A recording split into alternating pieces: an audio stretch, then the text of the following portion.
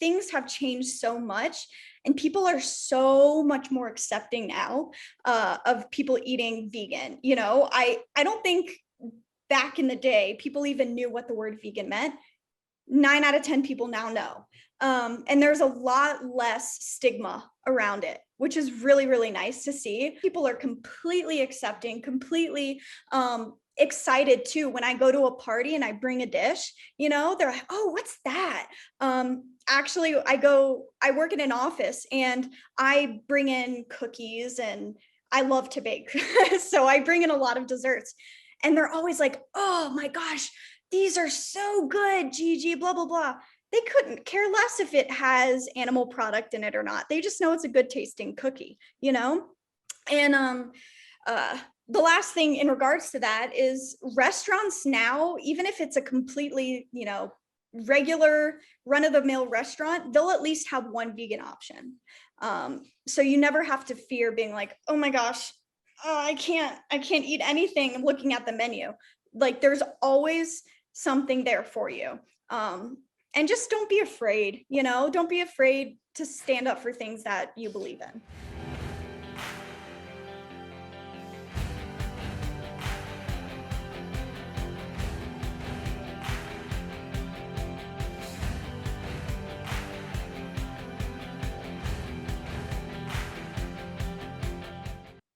Hey everyone, welcome back to Creating a Vegan World. My name is Andrew Alexander, and today we have Gigi Nally. She is going to teach us how easy it is to be vegan, how convenient it is, and how it can be more affordable. So a lot of people, they want to go vegan, but they have the excuse, I don't know what to cook. It's too complicated. I don't know what to buy. So I decided to bring her on this channel to make going vegan a little bit easier for you. So thanks for joining us. Thank you for having me. I'm so excited to be here today. Absolutely. So just want to just go into what you want to talk about, where as far as, I guess, any tips to make being vegan easier? Yeah, definitely. So my main forte, I guess you will, in the whole food realm is baking. I've always really, really loved baking. And so I'll just tell a little bit about myself, because I was a vegetarian. I became a vegetarian around the age of 10 or 11, because I once saw what a chicken breast looked like. This is my dog. And it made me cry. So I vowed off of meat. And then when I was about 18 and in college, I started looking into the more ethical side of being vegan, and watched a few documentaries, did a little bit of research, things like that.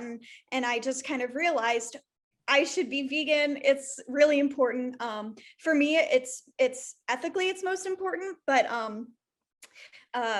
there are other, health benefits and environmental benefits as well. With all that being said, I have a lot of experience baking vegan desserts.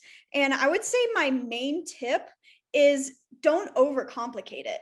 A lot of times people, think vegan means doing something extravagant, that it has to be cumbersome and difficult, when really it's as simple as replacing cow's milk with coconut milk or cashew milk. I will say, in baked goods, canned coconut milk is usually the best tasting, and one can is usually about $1.20, $1.50 at most. So it's really, it's affordable. And then if you're, replacing eggs, you're like, oh my gosh, what do I use as a vegan egg? Well, there's 1,000 substitutes. A few of my favorites, aquafaba, which is actually the juice that comes from a can of chickpeas, which sounds really weird and kind of gross when you think about it, but stick with me. So you drain your chickpeas, you keep your aquafaba, and yes, there's a technical name for it. And also I have to throw this for my dogs so they don't bark at me. So anyways, so this aquafaba, if you put it in the fridge, let it get nice and cold, if you whip it, it whips exactly like egg whites. It turns into nice white peaks, so that you can make vegan meringue, vegan macaroons, which is really, really fun. So any dish that calls for an egg white, just get yourself a can of chickpeas for $1 and you're good. You can also use I'm so sorry about my tongue. You can use mashed banana, unsweetened applesauce. I personally, my favorite egg substitute is flaxseed. You just buy it in a package. It's ground up for you already. It's usually about $4 a bag, but one bag will last me several months. And if you mix it with a little bit of water, it turns into this gel-like consistency that acts as a binder for your baked goods, which is really, really cool. Another thing that people use a lot in desserts and in their teas, even sometimes in coffee and their matcha lattes, is honey. You know, it's just not cool for the bees to take all their honey. So I recommend substitutions like agave nectar, which is also very affordable, as well as maple syrup. That is a little bit pricier if you get the pure stuff, but it also tastes really good. You can also go the unhealthy route and use corn syrup as a substitute. And those are basically my main baking tricks. As in terms of cooking, you know, the easiest way, if you're finding it hard, if you're trying to transition from a meat eating lifestyle to a vegan lifestyle, what I find is, as you're transitioning, spend the extra money to buy yourself some meat substitutes. Basically, any grocery store, back in the day, you used to have to go to Whole Foods or specialty grocery stores to get meat substitutes. Now you can buy vegan hot dogs at your local Kroger or just your regular grocery store. They make vegan bacon now. Really, the world is your oyster when it comes to meat substitutes. But if you're looking to go, sorry for your ears. But if you're looking to go the healthier route, you just need to substitute certain proteins. So substitute your steak with maybe a black bean burger or homemade lentil meatballs, things like that. Some of my favorite meals personally, I'm a big chickpea fan. So I love making a homemade chickpea curry. That's a really good dish because it'll last for several days, or you can make a huge batch and freeze it and meal prep it. So if you need a quick lunch, pop in, get your little Tupperware out and eat yourself a little bit of curry.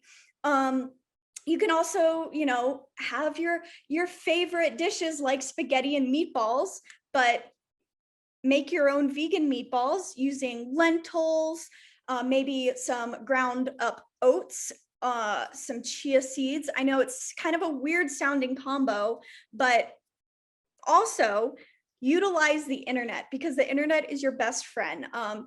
Do a quick Google search, vegan lentil meatball recipe. I promise you'll find the entire first page of Google loaded up with recipes all at your disposal.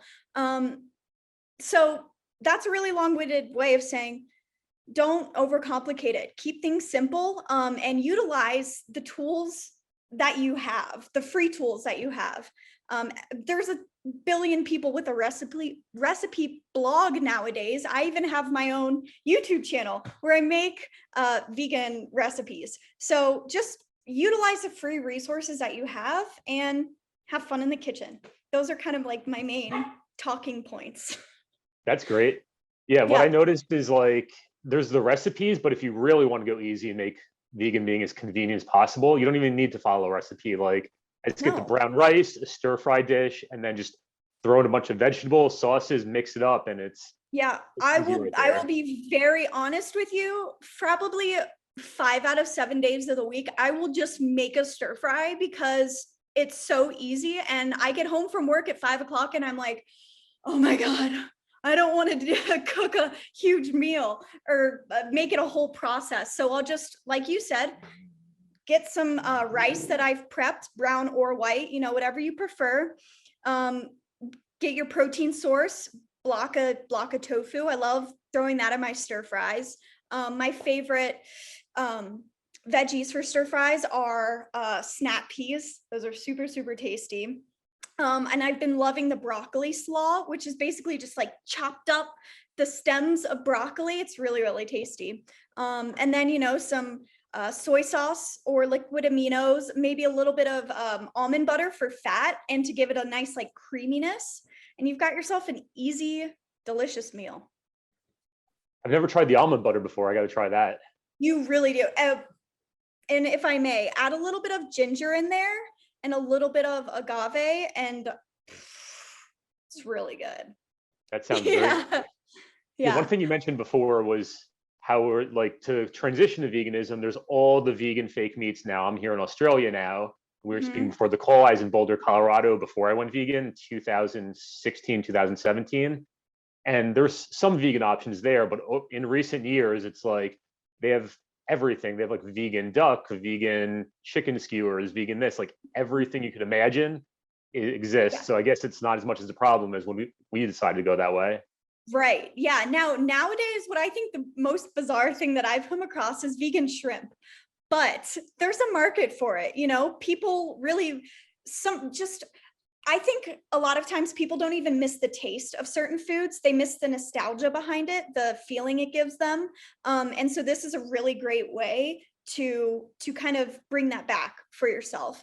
And if you can sometimes, you know, we're being totally honest here. Sometimes the vegan meat alternatives taste weird. A lot of times they taste amazing because, again, we've come a long way to get here. But spices, salt, sauce is always your friend. So, you know, don't skip out on those. Those are important little tidbits. I mean, when you're cooking in general, if you're cooking a meat dish or a plant-based dish, utilize your spices, people. Absolutely. And you mentioned something before, as far as like, I always had the question, why do they put milk? Why do they put eggs inside of different recipes? Like, it just seems so unnecessary. But you said like the egg substitutes, like they bind things together. Do you have information about like why they put that, like non-vegan items in those recipes? Is it for those that purpose? You know, it's probably dates way back to I don't know when. But you know, eggs, like you said, eggs are great binders for recipes. So that'll help if you're making a muffin. It'll help it not be all crumbly. If you're making a pastry as well. Butter is used a lot of times in pastries to help give them that glossy look on the outside. If you're thinking of a chocolate croissant, it has that nice like I said, glossy finish. I can't think of a better word. She loves chocolate croissants, I'll tell you that. No, she doesn't. But there's substitutes. You know, vegan butter is widely available and it tastes really good. You could also use coconut oil as well. I'm a big fan. I will tell you a little hack.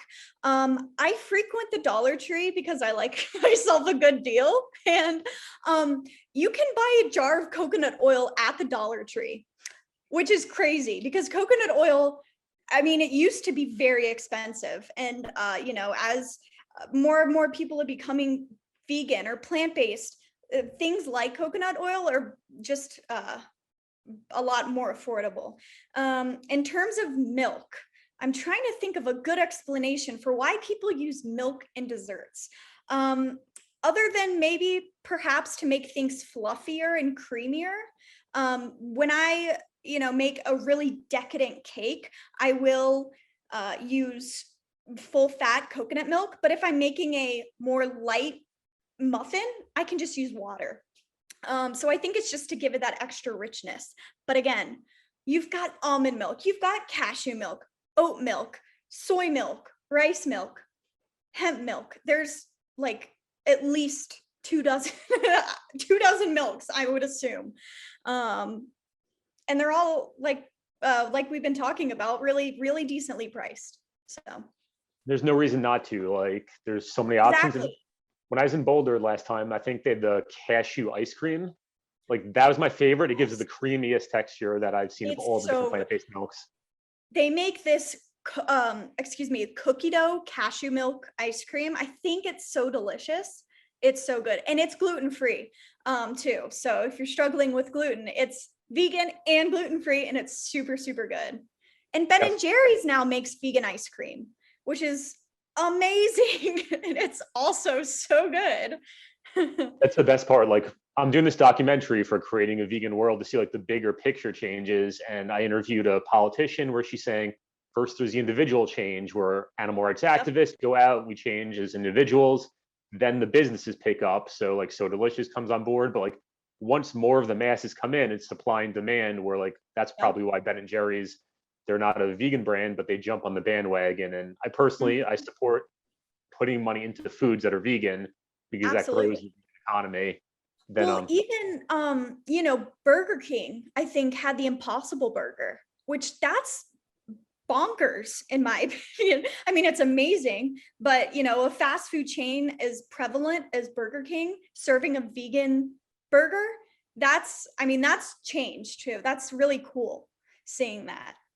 Yeah, and I think I mentioned I travel a lot. So in 2018, I flew to South America where it's more of like the naturally home cooked type of meals and things. So I was out of Yeah. the country for a year and a half, right when veganism was growing.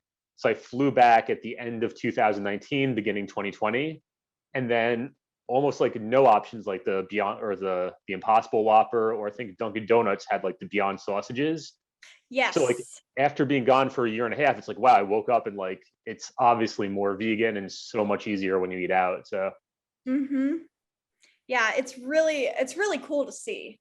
Uh, I'm excited. I'm traveling to Europe in November. I'm going to Italy. I lived in Italy for just a couple months when I was in school, and so I'm going back to the same place. And I'm excited to see how many more options I have to choose from. It'll be really cool.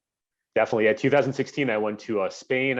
Went to Milan, Italy, and just there was not really that many options there. And I first tried to go vegan during those years, and I flew in, and the host family there, she's like, "This is horse meat." I'm like, "No." So Oh, no, thank you.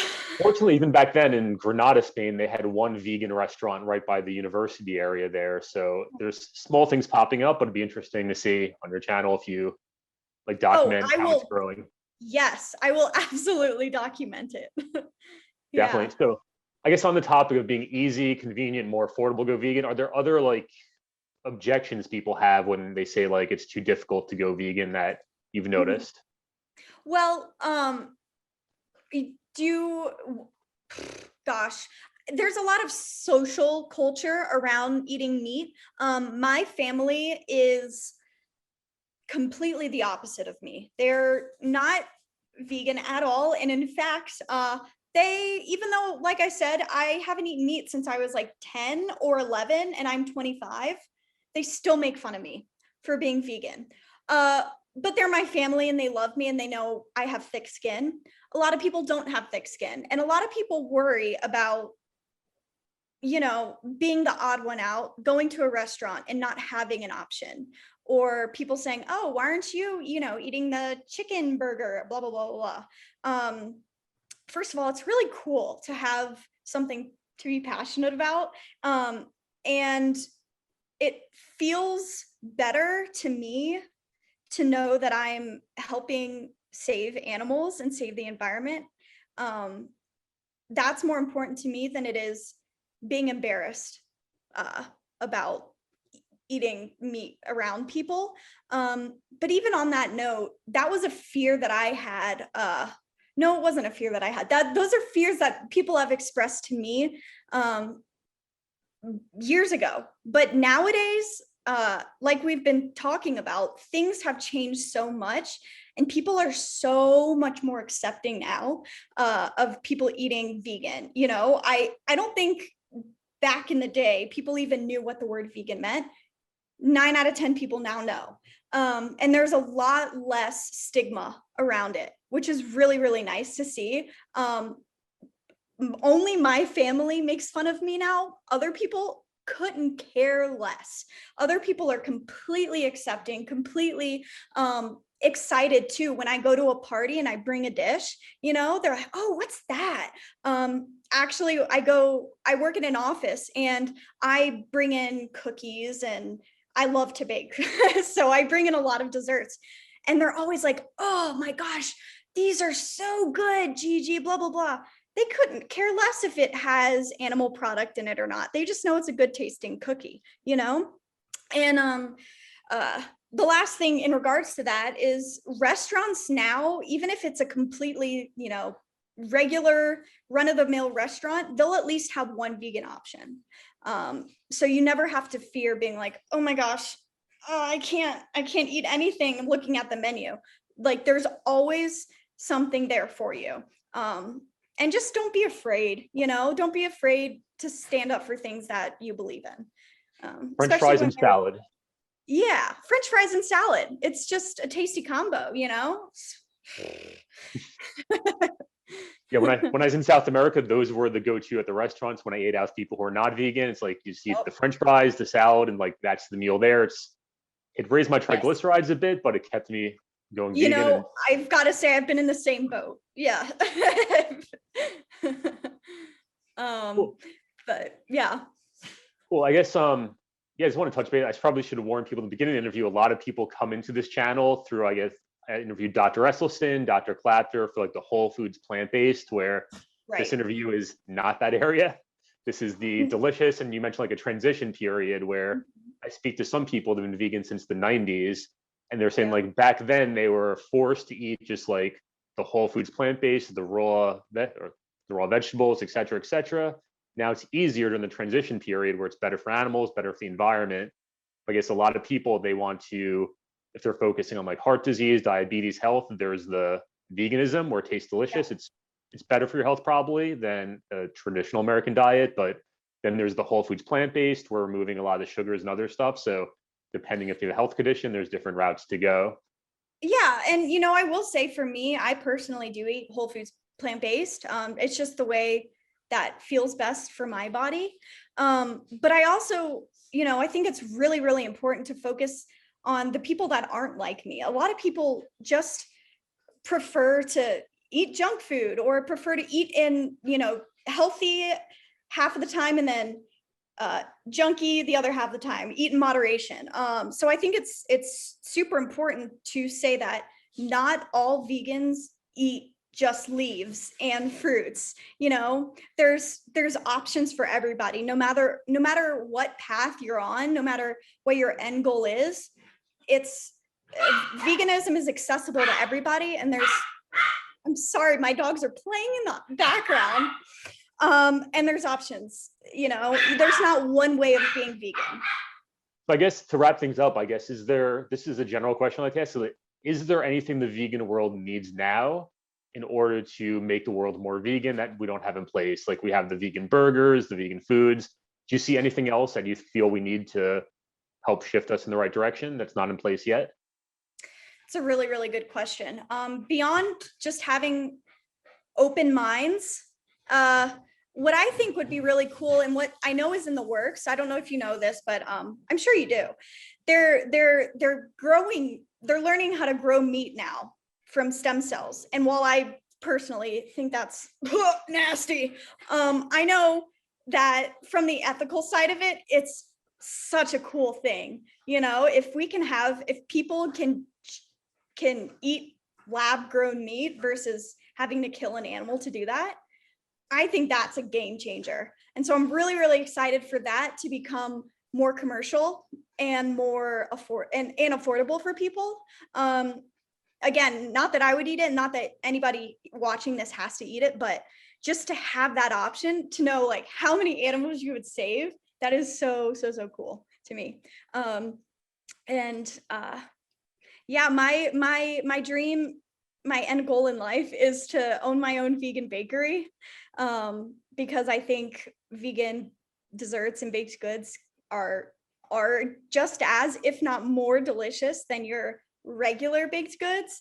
And that's my dream, is to have a bakery come into fruition, because I do think we're there in terms of taste and smell. I just think people need an open mind for it. So absolutely. And hopefully by then you don't have to call it a vegan bakery, because everything would be. It's just a bakery. It's just the yeah, exactly. Yeah. It's funny you mentioned the cellular-based agriculture. 20% of my documentary is going to be on that. So I interviewed Paul Shapiro. He wrote the book Clean Meat, where he starts off the interview on the channel saying like meat consumption around the world is rising, and we all know people in our lives who are never going to go vegan. So it's an option to grow cells into real meat without harming the animals. And there's different ways of doing it, and it's a way to get the billions of people never go vegan, and it's better for the animals, better for the environment. So I'm really excited about that. And I just interviewed someone off the air about, I guess she's involved in the industry, and I think 2022, that's when we really see like a lot of the production facilities are popping up, because some companies, they have like $250 million, like $250 million invested in them, and they're building out production facilities for lab grown fish, lab grown chicken, et cetera, et cetera. It's already on the menus in some restaurants in Singapore. So it's definitely something. Singapore, wow, that is so cool. I really would love to travel there as a side note. But yeah, wow, that's awesome. Absolutely. And like you said, I would not eat it myself, but I'd support it for other people because animals are harmed in the process. So any final words that you want to say to people on this, or your YouTube channel, or tell people where to go? Oh gosh, well, thank you so much for having me. It's been an honor. It's been really a lot of fun. If you want to watch some goofiness and some fun cooking, please go check out my YouTube channel at Gigi Glenn. That's GIGIGLENN. I would love to have you there. And thanks again.